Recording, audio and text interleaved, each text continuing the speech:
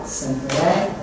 Muito obrigada, é uma honra estar aqui para colaborar, para participar e presidir a esta seleção de 168, que revela bem a vitalidade do Centro de Investigação Joaquim Veríssimo Serrão. Cumprimento o Sr. Professor Martim Vicente Rodrigues e agradeço o convite para estar hoje aqui presente. Fiz referência com uma gentileza e uma elegância que são peculiares ao facto de me conhecer já há mais de 4 décadas. É que o Sr. Professor realmente não foi meu aluno, eu é que fui aluna dele, pelo saber que transmitiu nas aulas que frequentava então em 1976-77 na Faculdade de Letras da Universidade de Coimbra, e que eu, de facto, muito nova, tentava assegurar e acompanhar. Portanto, o Sr. Professor é que me foi ensinando, mas com muita elegância e sempre com muita amizade, sobretudo, faz referência a esses bons tempos de magistério universitário que levo já com mais de 4 décadas de existência. Saúdo a apresentação, muito obrigada pela apresentação que fez do meu currículo. Enfim, não fiz mais do que a minha obrigação durante todos estes anos. Realmente não conheci outra escola, sou professora desde 1966 e aqui vou terminar na Faculdade de Letras. Muito obrigada a todos os presentes nesta sala, os convidados. Saúdo os que nos acompanham por videoconferência, colegas, amigos, minhas senhoras e meus senhores. Dona Isabel de Aragão, Rainha de Portugal, o pioneirismo de uma mulher, 1270-1336. Devo dizer que este tema é um tema que eu abordei já há uns anos por solicitação. Eu tenho dedicado à biografia desta rainha absolutamente extraordinária, desta mulher notável em todos os aspectos, e um dia, já há uns anos, uma amiga disse-me: por favor, destaca o que essa mulher tem de pioneira. Claro que, entretanto, fui acrescentando mais elementos, mas, enfim, a base e a origem devo-a a essa proposta, a esse desafio feito pela minha querida colega arquiteta paisagista Cristina Castelo Branco. Há palavras que só pelo facto de as pronunciarmos, ou tão só vermos escritas no papel, ou esculpidas na pedra ou no bronze, emitem luz, sentimentos bons, valores misericordiosos, que vão do amor ao júbilo, da boa fortuna ao contentamento, da felicidade à excelência intelectual. Estou em crer que o nome masculino pioneiro do francês Pionnier é certamente uma delas. Quer enquanto usada para significar, e cito, aquele que primeiro descobre ou abre caminho através de uma região desconhecida, quer em sentido figurado, aquele que é o primeiro a empreender algo, a explorar determinado tema ou atividade, quer ainda como metáfora, quiçá menos conhecida, ou seja, aquele que trabalha para um fim útil, preparando os resultados futuros. Sempre aquele que vai à frente. Por extensão, aquele que influencia outros no plano intelectual, tecnológico, literário ou artístico. Em qualquer dos casos, os pioneiros movem-se em múltiplos espaços, desde logo do poder, temporal ou espiritual, o da cidadania, ou mesmo o espaço doméstico, como assuntos internos de uma instituição e do país. Não raras vezes, o pioneirismo anda associado a comportamentos dissidentes, o mesmo é dizer de discordância com as posições da maioria, de divergência de interesses ou de opiniões. Só pelo que acabamos de afirmar, e ainda que conheçamos, reconheço sempre que conheço pouco, da vida da Rainha Santa Isabel, podemos com toda a propriedade considerá-la uma pioneira.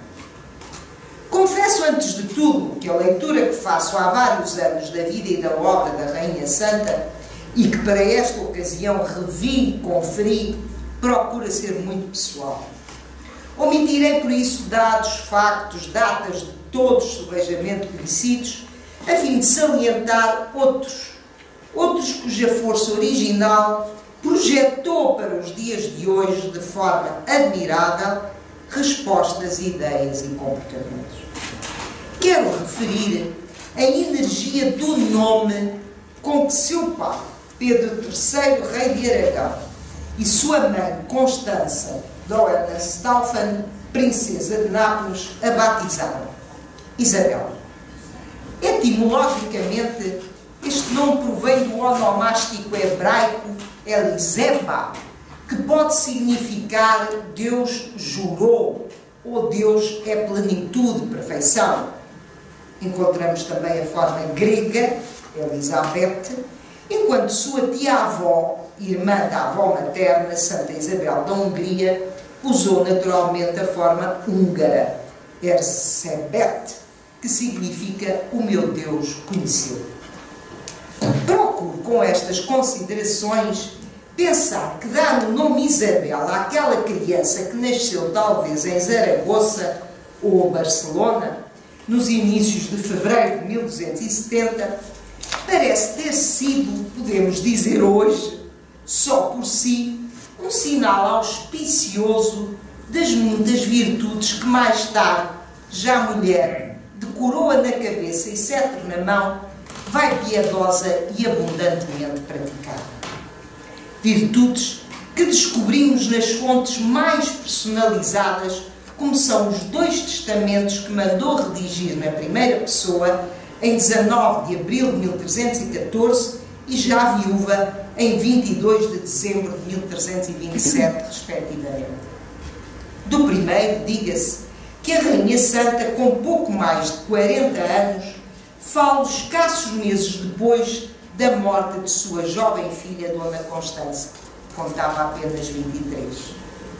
Se impressiona a envergadura da sua riqueza móvel, há que dizê-lo, que pensar do destino e destinatários que, com pormenor, deixa registados. Em primeiro lugar está o mosteiro de Alcobaça, onde naquele tempo, considerado por alguns o período cisterciense do rei e da rainha, queria ser sepultada. Manda entregar à enfermaria as suas mais íntimas pertenças, camas, colchas, cobertor, fazendo o mesmo à enfermaria do mosteiro de Odivelas. Faz assinaláveis legados aos hospitais e albergarias de todo o reino e bem assim aos emparedados e leprosos. Muitas instituições monásticas de Clarissas, Santarém, as Clarissas de Santarém, Lisboa, de Chelas ou de cistercienses como Lourvão, estão igualmente presentes. Para Navarra, mais concretamente para o Hospital de Roncesvalles, já naquela altura, aliás, importante ponto do caminho jacobeu, deixa de 500 libras para os enfermos, enquanto à Misericórdia de Rocamadour lega uma vestimenta boa e um cálice. E ainda lembrando as suas origens, deixa a enfermaria do mosteiro de Santas Cruzes em Tarragona, onde estava sepultado seu pai, ela fica lá há uns 15 anos, 9, 500 libras, igual quantia ao mosteiro de São Francisco de Barcelona, onde jaz sua mãe desde 1302. Tinha ela 32 anos. Os anos passaram. Dona Isabel enviou-a a 7 de janeiro de 1325 e nos finais de 1327, já com 57 anos de idade, manda lavrar em Coimbra o seu segundo testamento. Separados por 13 anos, ressalta no segundo, com maior definição, a mulher misericordiosa, no mais extremo sentido da palavra. Ou seja, dar aos miseráveis, aos pobres dos pobres, mas com o coração. Ganha visibilidade agora o abandono pela espiritualidade de Cister, substituída pela dos franciscanos, dos frades menores. Por isso, não admira que declare querer ser sepultada no meu mosteiro, ou seja, no mosteiro de Santa Clara. Queria não fosse coração. A meu ver, todo o testamento, portanto o segundo, está voltado para o futuro. Aqui temos, enfim, com as marcas do tempo que todos nós conhecemos, mas o mosteiro de Santa Clara, hoje chamado Santa Clara a Velha, porque entretanto foi, como sabem, construído no século XVII, o que nós chamamos hoje Santa Clara a Nova. Portanto, este testamento segundo está voltado para o futuro.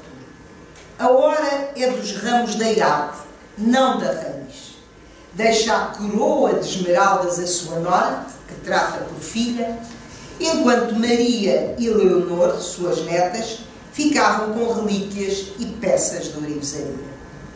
Sem admiração, permanecem nas suas últimas vontades Roncesvalles, hospitais e albergarias, gafos, emparedadas e os pobres. Sempre os pobres. Alarga o universo monástico e inclui como novidade as sés de Lisboa e de Coimbra. No campo da gratidão pessoal, encontramos Dona Vatassa Lascaris, a célebre aia, parente, mensageira, amiga de uma vida. Recordemos que é esta nobre de alta estirpe, a filha Constança, e depois do falecimento dela, o neto, o futuro Afonso XI. Por curiosidade, diga-se que é mesmo amiga de toda a vida.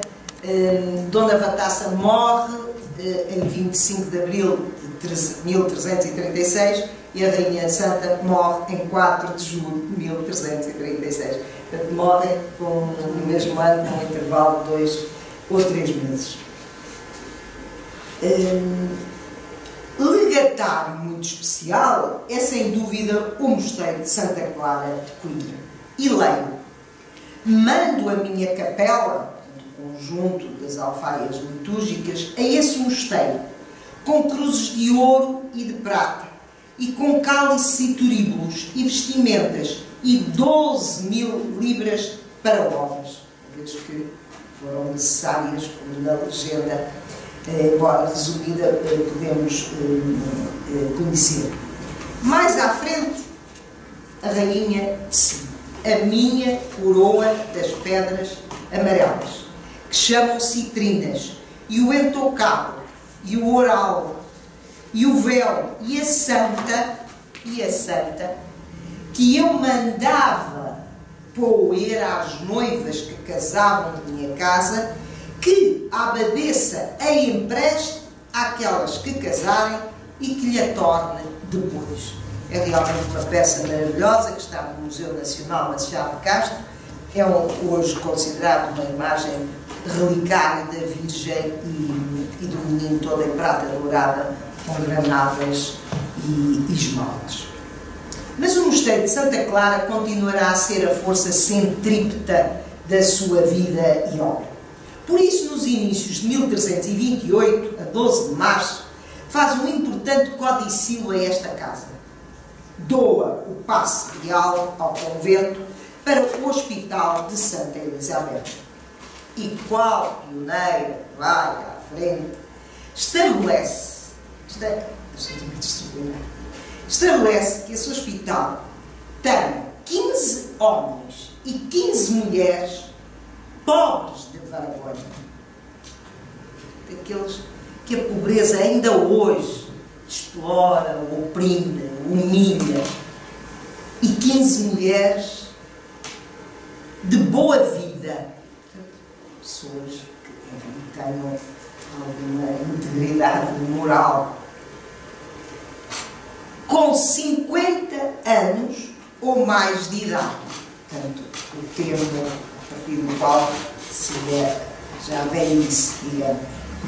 E sim, outro sim, mandamos e ordenamos que os ditos pobres hajam cada um deles em sua vida para seu comer e beber 32 onças de pão cozido, mais ou menos 30 gramas, e 2 litros de vinho, e 2 arráteis, cerca de meio quilo de carneiro, ou de porco, ou de vaca, como por bem tiver a dita abadesa. E ao dia que houverem de comer pescado, darem como virem que será convenhável, e darem a cada um dos ditos pobres para vestir saias em cada um ano, e de 2 em 2 anos, pelicos, que era um casaco sem mangas, de carneiro, e uma espécie de sobretudos, os ceramos. E dê a dita abadesa aos ditos homens e mulheres em cada um ano camisas e calçaduras, assim como lhes convém. Fica ainda determinada a presença de um capelão para que cante missa, diga as horas canónicas e dê os sacramentos. Minhas senhoras e meus senhores, um dia depois de Dom Dinis falecer, 8 de janeiro de 1325, Dona Isabel mandou passar uma carta selada com seu selo. Aqui vemos, aproveitei também para mostrar como ela é intitulada na documentação: Dona Isabel, pela graça de Deus, Rainha de Portugal e do Algarve, e o seu selo, ou outra, a matriz que provoca, depois ao que produz melhor os selos, que de um lado tem as armas de Portugal, que está à esquerda, e as armas de Aragão em vermelho escuro. Este documento pertence à Torre do Tom e está relativamente bem conservado. Portanto, nesta carta de 1325, não é esta eu selecionei, sobretudo dos selos, a de 8 de janeiro de 1325, declara que, uma vez viúva, queria vestir o hábito de Santa Clara. Não per religião, nem per profissão, nem per obediência de alguma ordem. Neste sentido, declara, e estou a citar: entendemos e queremos, com todos os nossos bens e direitos móveis e de raiz, de todo em todo, livremente ficar, e desses vender, doar, penhorar, emprazar, fazer igrejas e mosteiros, Deus protege. A escrita e os escritos vertebravam a vida cotidiana da rainha. Ela tinha uma confiança total nos escritos que produzia e nos escritos que recebia. O epistolário abundante, a chancelaria laboriosa, a natureza jurídico-diplomática muito diversa dos documentos falam por si. Rodeou-se de chanceleres habilitados, escrivães hábeis, mensageiros de confiança para o vai e vem das suas cartas ou documentos. Alguns destes dão conta de como a rainha se preocupava com a formação do clero diocesano. Pretendia ver fortalecida a Igreja com membros cultos e preparados para as exigentes e complexas funções que os cabidos, equiparados hoje por alguns estudiosos a verdadeiros conselhos de Estado dos bispos, reclamavam. Chegaram até nós várias bulas, hoje conservadas no arquivo apostólico do Vaticano. Como sabem, o Papa Francisco, desde 2019, decretou a substituição da designação de arquivo secreto do Vaticano por arquivo apostólico do Vaticano, e por isso é nesse arquivo que estão várias bulas de autorização para os pedidos formulados pela Rainha.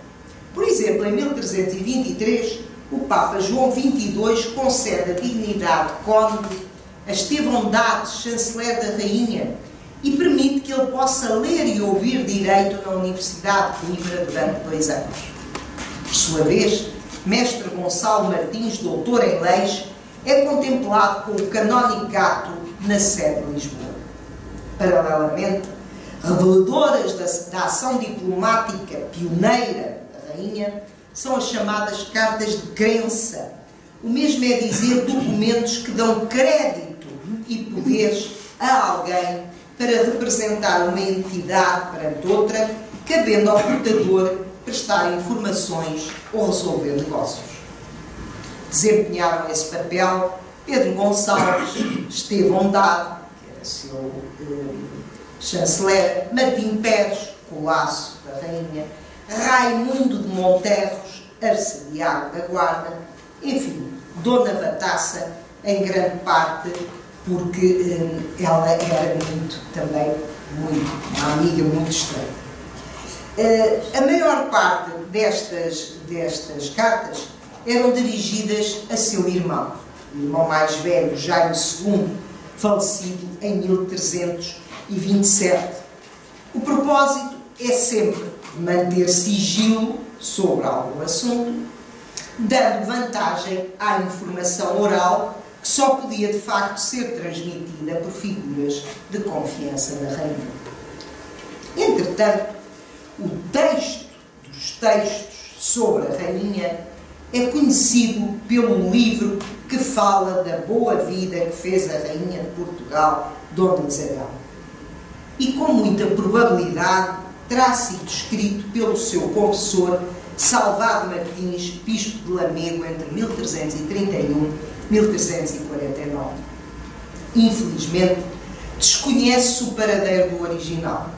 Todavia, foram feitas dele várias cópias, sendo a mais antiga e fiel aquela que se encontra no Museu Machado de Castro, que apresento a primeira folha. É datável do século XVI, anónima, toda em papel, à exceção de uma iluminura da Rainha em pergaminho, e com, naturalmente, já o hábito de clarice. Devo dizer que não tem quaisquer preocupações estéticas. Eu estou a estudar, aliás, este manuscrito e enfim, intenciono de sublinhar esse aspecto.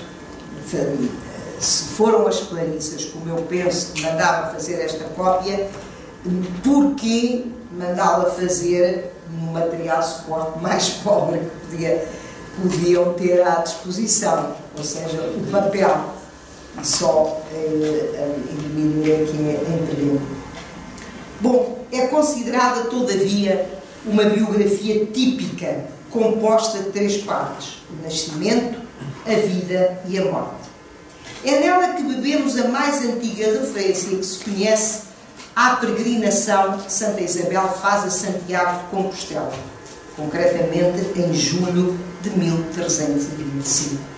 Em trabalho recente, tenho aqui e vou oferecer ao nosso centro, em trabalho recente, dizia, editado na Galiza em 2021, intitulado La Peregrinación de la Reina Santa Isabel de Portugal e Dom Berenguel de Landória, foi possível aprofundar este aspecto da vida da Rainha e, sobretudo, procurar garantir, com as fontes disponíveis, que Dona Isabel não voltou a Santiago depois de 1325 como peregrina.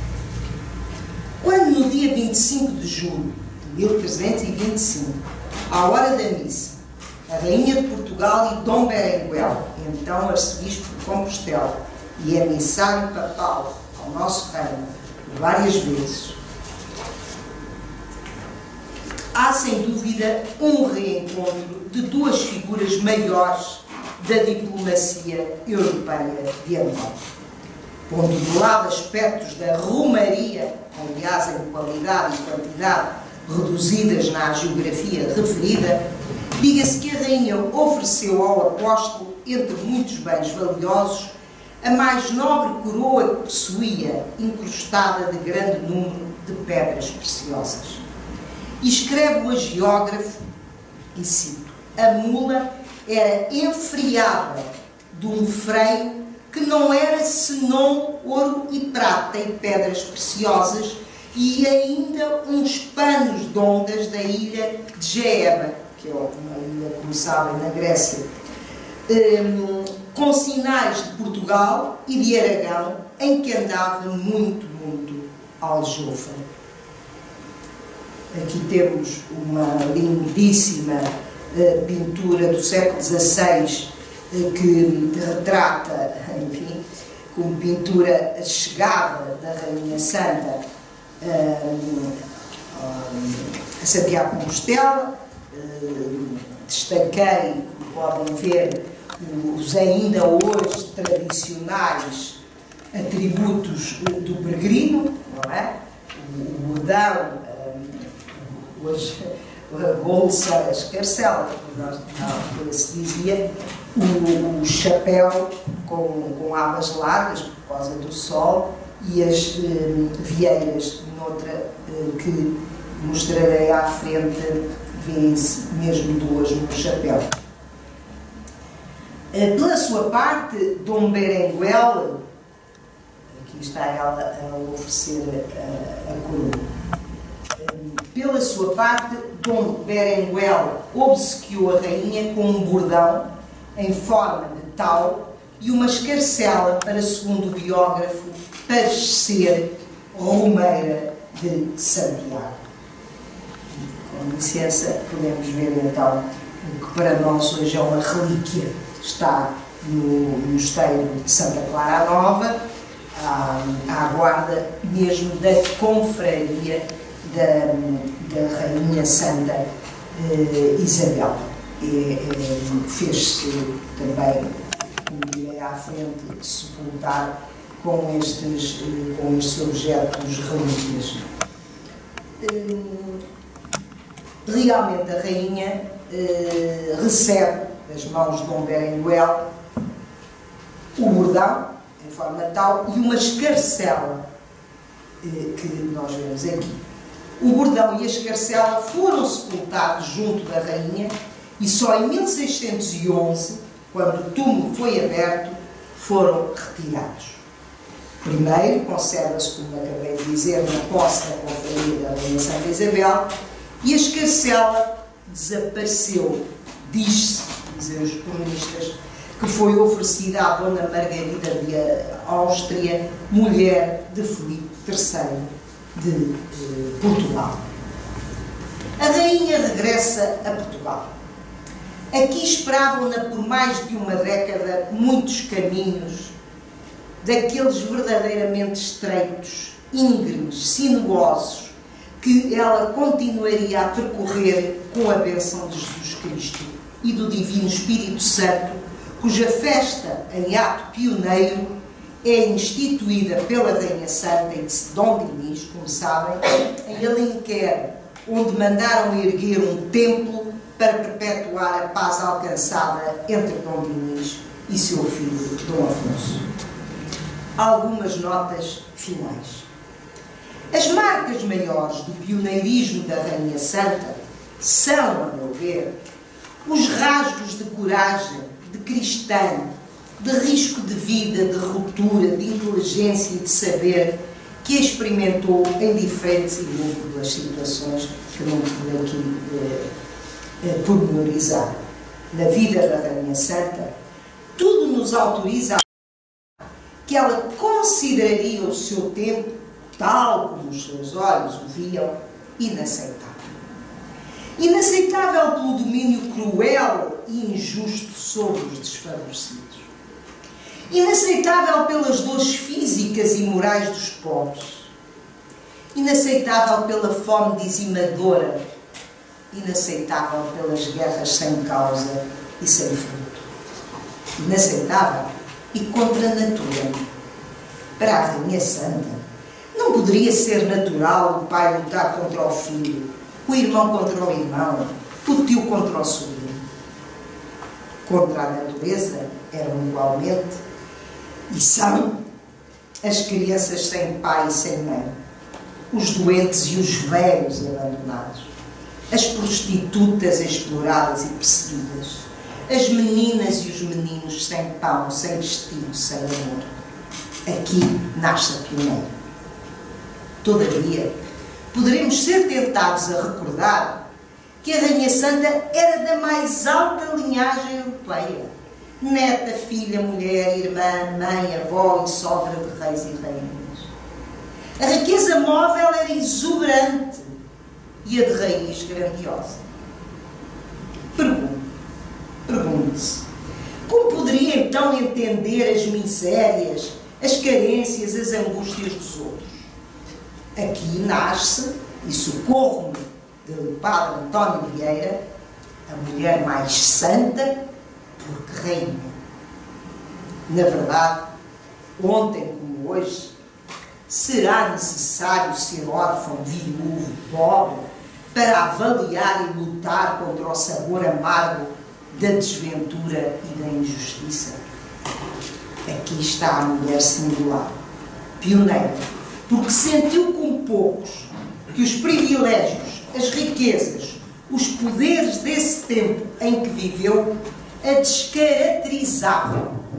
O mesmo é dizer, lhe tiravam o seu verdadeiro e divino caráter. Muito obrigada pela atenção.